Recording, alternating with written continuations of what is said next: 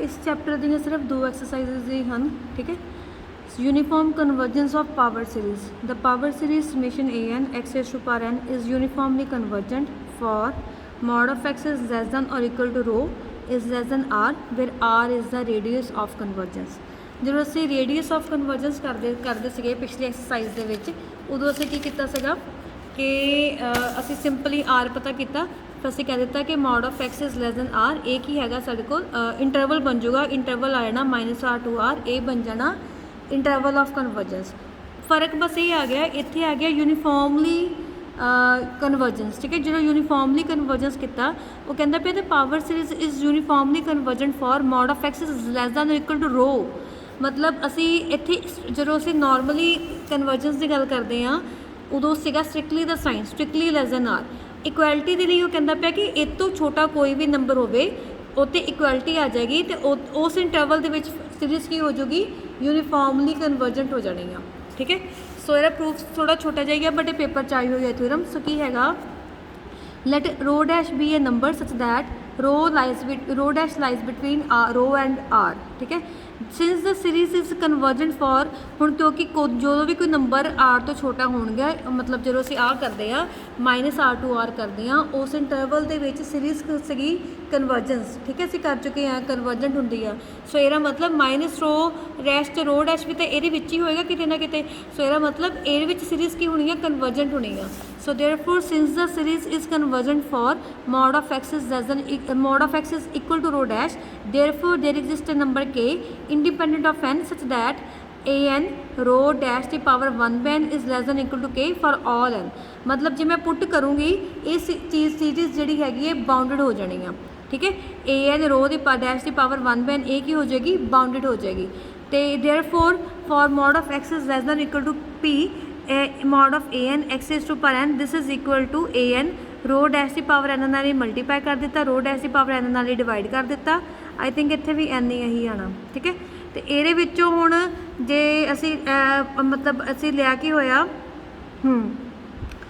A N as it is, तो P आ number कितों छोटा हैगा ए एन, तो चलो ए एन पी की पावर जी एन हैगी कितों छोटी सी के तो के आ जाएगा, तो एक्स कितों छोटा हैगा एक्स छोटा हैगा रो तो, एक्स छोटा हैगा रो तो। सो असी रो बाय पी डैश की पावर एन लिख सकते हैं। मतलब पी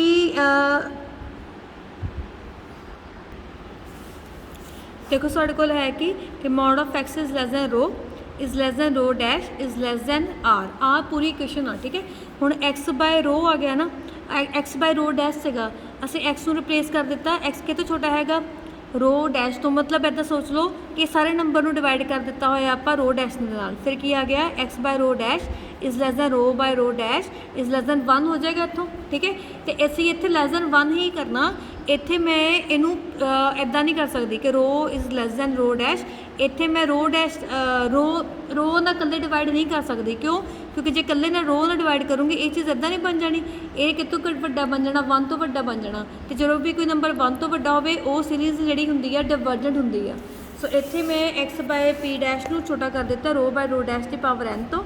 हुण ये चीज़ साडे कोल जे मैं सीरीज़ लाऊंगी ये बन जानी है कि ज्योमैट्रिक सीरीज़ बड्डा सीरीज़ के summation rho by rho dash raise to power N is convergent because it is GP series with common ratio rho by rho dash is less than 1।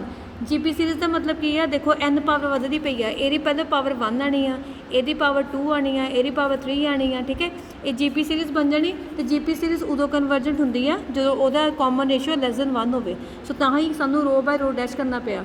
सो जे हुण अपर वाली सीरीज़ कन्वर्जेंट होवे इहदा मतलब जे ए series convergent होवे छोटी वाली series भी convergent होंदी है। सो बाय वेस्टरा-सैम टैसट होंदा आई तो ये एक्चुअली आप एक चैप्टर किया नहीं ना वो टैसट है YWM test the power series is uniformly convergent. यदा मतलब जी पावर सीरीज़ हैगी वो यूनीफॉर्मली कन्वर्जेंट होएगी जो रो तो इक्वलिटी आ जाएगी।